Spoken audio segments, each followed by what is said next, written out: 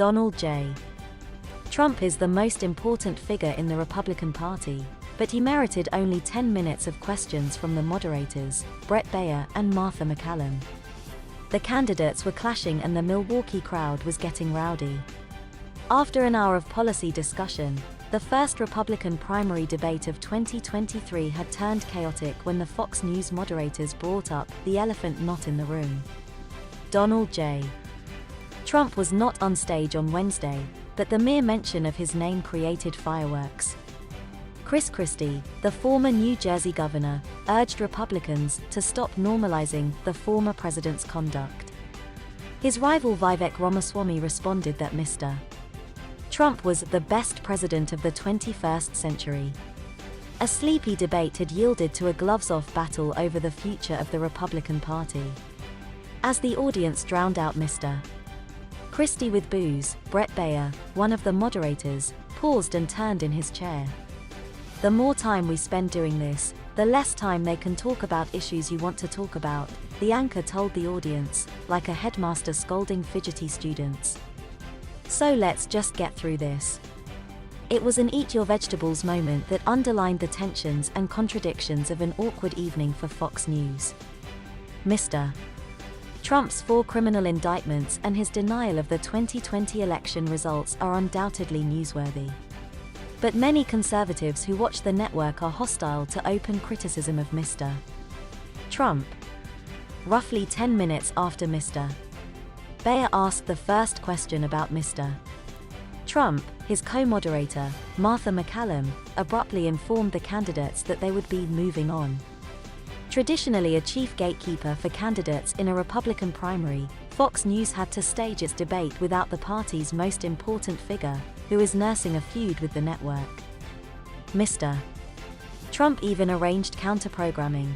He pre-taped a friendly interview with the ousted Fox News host Tucker Carlson that was posted on X, formerly Twitter, just as Fox's broadcast began. "We'll get bigger ratings using this crazy forum that you're using than probably the debate, our competition," Mr. Trump told Mr. Carlson, a boast that, in true Trump fashion, was factually dubious and doubled as a slight. Mr.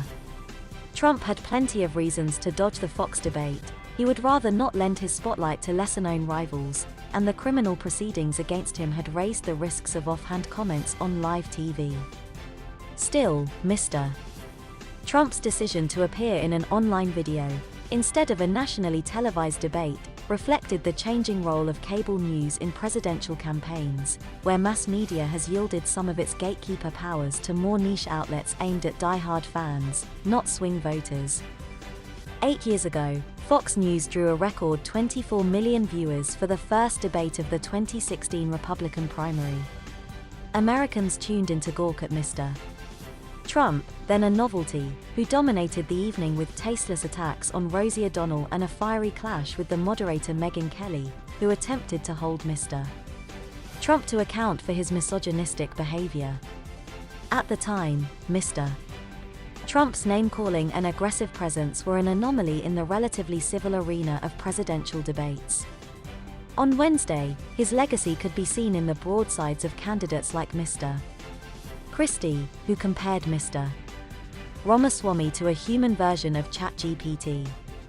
The only audible expletive came from an off-color lyric in "Rich Men North of Richmond," the popular country song and conservative anthem that Fox News played ahead of the night's first question. Privately, Fox News management downplayed Mr. Trump's absence on Wednesday night, although the network's chief executive, Suzanne Scott, visited Mr. Trump at his New Jersey club this month to try to persuade him to appear.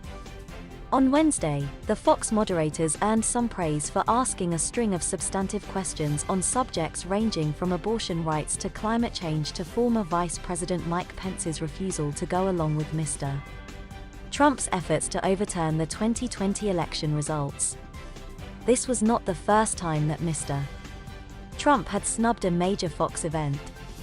In January 2016, on the eve of the crucial Iowa caucuses, Mr. Trump pulled out of a network debate because Ms. Kelly was set to be one of the moderators. Let's see how much money Fox is going to make on the debate without me, he taunted at the time.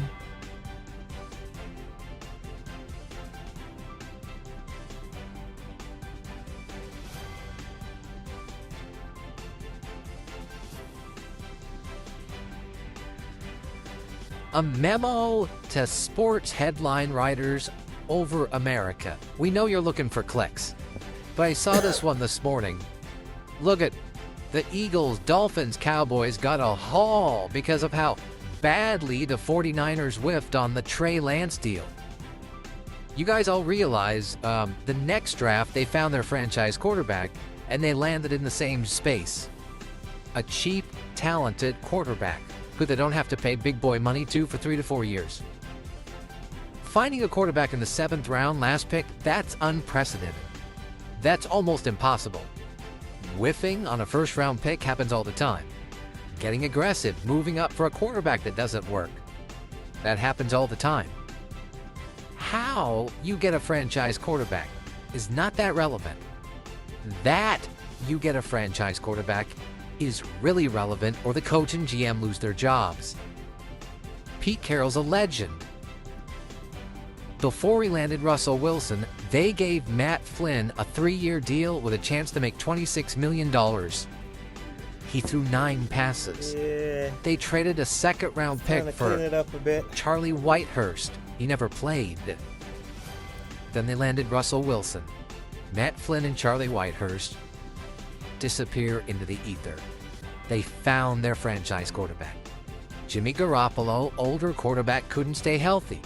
So the Niners rolled the dice, traded up to get a young, sturdy, athletic, coachable, smart kid. Didn't work. But also, it should be noted, the following year, last pick in the draft, they found it. Doesn't matter that Pete Carroll traded a 2nd-round pick for Charlie Whitehurst, or they were going to pay Matt Flynn up to $26 million. How in life has 1,000 paths? That doesn't care which one you take. Denver Nuggets. Did you know they drafted Rudy Gobert with a 1st-round pick 10 years ago? Moved off it in about an hour. The next year, they got Jokic in the 2nd round. They got their center. Nobody cares. How and that are 2 different things. NFL's a bottom-line business. The Niners got Joe Montana in the 3rd round, Kaepernick in the 2nd, Brock Purdy in the 7th, Jimmy Garoppolo in a trade, Steve Young in a trade. Well, most of those guys got them to a Super Bowl. How? Who cares? That important. I mean, go look at the Jets. They fly out to Malibu. They're desperate. They got Aaron Rodgers. How? They hired Nathaniel Hackett. They told him they'd get in Randall Cobb, Alan Lazard, whatever. They've got Aaron Rodgers. How they got him, who cares? That they got him is everything. Go look at Jared Goff. The Rams give up a haul to move up to get Jared Goff. A haul. Looks like a bust. Fire a coach, get a new offensive coach with no head coaching experience. Goff gets good, goes to a Super Bowl. They pay him a fortune. About a year and a half later, they get tired of him.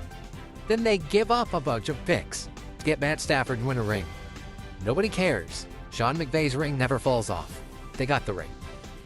Rams are even bad now. Doesn't matter. Got the ring. Kyle Shanahan doesn't have one. Everybody worries about the how. Don't. How you end up happy in life is irrelevant. That you end up happy in life is everything. J-Mac is, Ryan is, I am. Different paths. The Niners have their franchise quarterback, and they don't have to pay him for 3 years.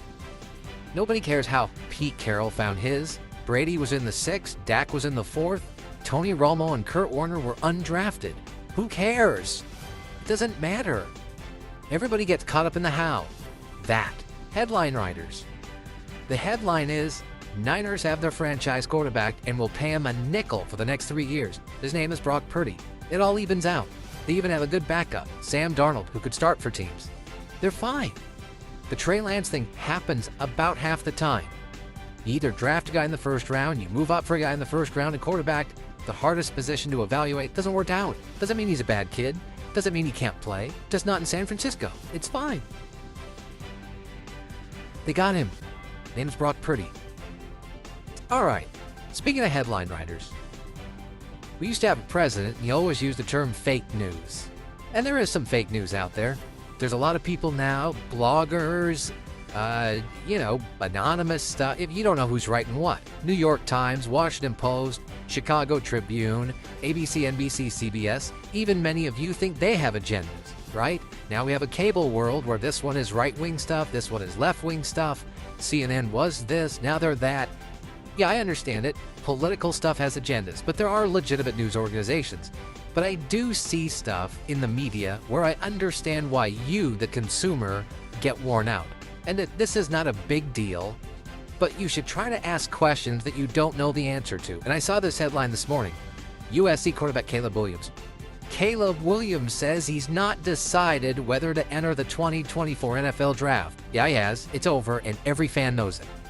He's going to be a top 5 pick, probably number 1. Overwhelmingly number 1 if he doesn't get hurt. There's no story. When it comes to young athletes or young people or victims, you tread more lightly. The season hasn't started. No reporter should be employed if he's still struggling with the idea of what Caleb Williams is going to do after this year. You shouldn't be employed. It's not difficult. Who drafts him? We don't know. That's worth a discussion. Arizona, Raiders, Texans. That's fascinating. That he's going to leave after this year, it's done. It's over. Don't be naive. It's over. Well, Colin, the NIL is irrelevant. USC probably works deals to pay him $3 to $4 million a year. He's going to sign a contract as the number 1 pick for whatever number 1 picks get. He's leaving. It's over. I told you 2 years before Andrew Luck got drafted, he's going to be number 1. I told you 2 years before Trevor Lawrence got drafted, when he played in the national title game against Alabama, that's your number 1 pick. I'm telling you a year in advance, and you know it. He's the number 1 pick if he's healthy. Drake May's probably 2, maybe Harrison, the receiver from Ohio State. A lot of good players this year. Great draft. Great draft. Last year, a bad draft. But come on, media, do better. We know he's leaving college. There's no debate. This is like college football writers who write about who's going to win the Heisman in week 3. Is that what really fans are talking about? They want to know who's going to win the games. You're not even in the conference play yet. Caleb Williams is leaving college after this year. Why do a gotcha? Why do a find a quote you can use?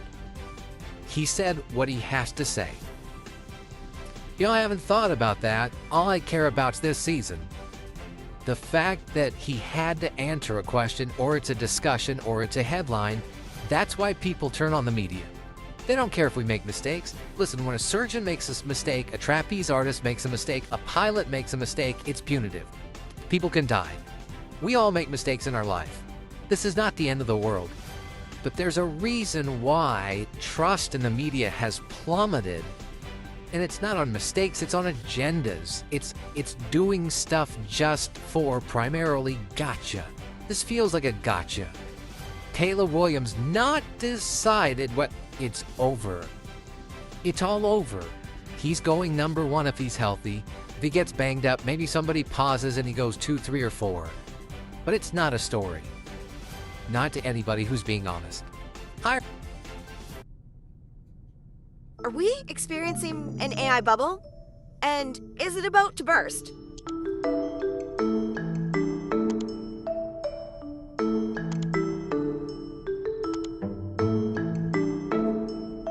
AI has seen huge growth and investment over the past few years, with companies like OpenAI reaching billion-dollar valuations. And of course, with this hype and soar of AI, we naturally start asking ourselves, is this the dot-com bubble all over again? And is it about to burst? Today, we're going to explore exactly that. Why AI has all of a sudden risen up so quickly. Is it too quick? Does that mean it's going to crash really soon? And how you can be involved, or should you be involved? Before we get into it, make sure to hit that subscribe button for more tech, coding, and career-related videos. All right, now let's get into AI. Can you think too, when we really started to see these term AI and machine learning, chatbots, all of these terms starting to pop up and be used a lot of times incorrectly, but nonetheless used on social media? For me, I can look back and it was around last November, so almost a year ago. What happened last November? Well, of course, ChatGPT was released. And this really started the AI boom, mainly because for the first time in a long time, there was this tool that was available for the public to use and interact with AI. Now, we've seen different AI tools before in the past all the time be used, but having a tool that anyone, everywhere, whether you are a programmer, a chef, an athlete, whomever you are, my grandma, can start using, it made it all of a sudden feel like AI was accessible to anyone. And this really started the emergence of so many consumer AI tools, from chatbots, image generators. Now we're looking at, audio generators, video generators. The list goes on. I mean, it doesn't end, it feels like. Everywhere you turn, a new tool is now coming up. And with this, there has been increased funding and valuations for prominent AI companies like OpenAI, which is currently around $29 billion, Anthropic, which is $4.5 billion, and Cohere, which is around $1 billion. And probably at the time of making this video to when you're watching it even, they will have gone up. So naturally, with this boom and rise of AI, the next question is, are we living again in another dot-com bubble from the 90s? Now, maybe some of you, or most of you, are too young to remember what exactly happened in the 90s with this dot-com bubble, so let me explain to you. It was in the 90s that internet and web technology really picked up for general consumers, similar to what's happening with AI. And many of these dot-com companies operated with untested business models. They focused heavily on building audience and market share without a proven path to profitability, which honestly sounds like a lot of these AI companies today. And as the story continues, venture capitalists continued to pour massive amounts of speculative capital into these startups, leading to sky-high valuations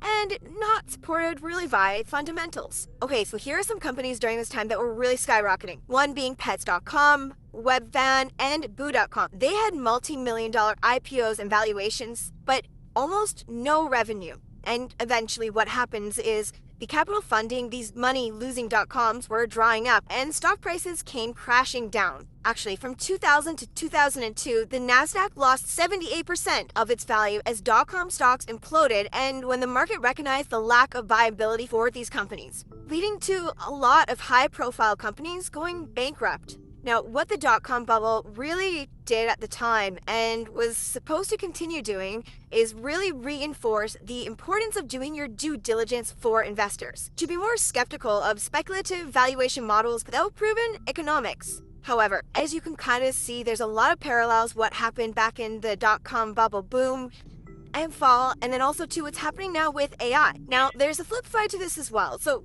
just stay tuned here. Alright, let's look at the flip side of this. So many experts are also saying that this is not going to be a repeat of the dot-com bubble, and here's why. For one thing, so many clear business use cases are emerging, like predictive analytics, personalized recommendations, better ad targeting, chatbots for customer service. AI can really drive efficiency and automation in so many different areas for so many different industries. Speaking of different industries, large tech companies are investing heavily in AI. We've seen this at Microsoft, Google, Amazon, Meta. I mean, really every big tech company is really investing a lot of money into AI.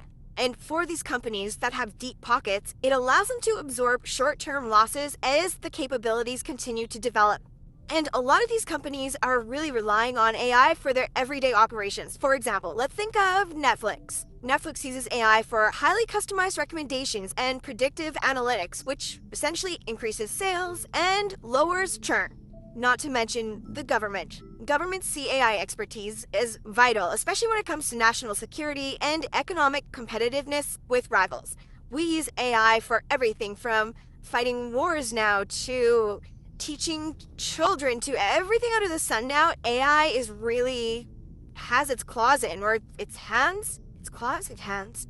You know what I mean. And with AI being so closely intertwined with so many different things, the demand for AI experts far exceeds the number of actual AI experts out there. The jobs, there are so many job postings for AI from the technical or business side of things, but there are not enough people to fill these roles, which is kind of ironic when you think about how scared we are that AI is going to take over all our jobs. There's a lot of jobs to be filled with AI.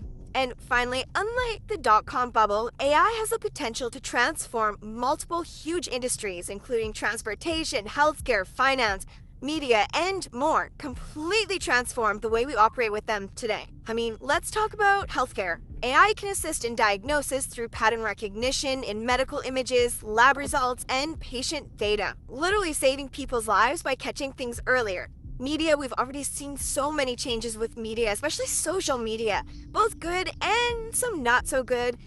One example is or individuals using AI to generate images and videos of these fake influencers who don't exist, which some people don't seem to care they exist, others really do care they exist and are fake. But the point being, you can now generate media right from your home, both interesting and creative media, but then also to false media, which is a whole other ballgame we're not going to get into in this video. But point being, it has changed media and also retail. I recently saw a video, which I'll put on screen here, showing of how Shopify is already or is about to implement AI with being able to really revolutionize the shopping experience, that you can see these images in 3D, see what you're really going to get. You have never been able to interact with online shopping and these products this close before. It's pretty exciting. So I'm really curious to hear your take based on the information I have given you on both people who believe it's going to burst, other people who don't think it's going to burst. What do you think? Is the AI bubble going to burst, or are we just going to continue to soar? One thing I want to add in here, actually, as I was wrapping up this video, is I just saw on LinkedIn here, I'll share this with you. This was 2 months ago, so this is a few months old, but still very relevant. Last week, a French startup that is only 4 weeks old closed a US $113 million round of seed funding to compete against OpenAI, despite having no products and only recently hiring staff. How are we gonna end that?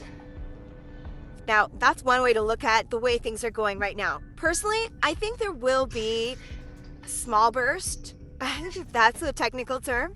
I don't think it's going to implode as such the dot-com bubble did, but we can't maintain the way we are going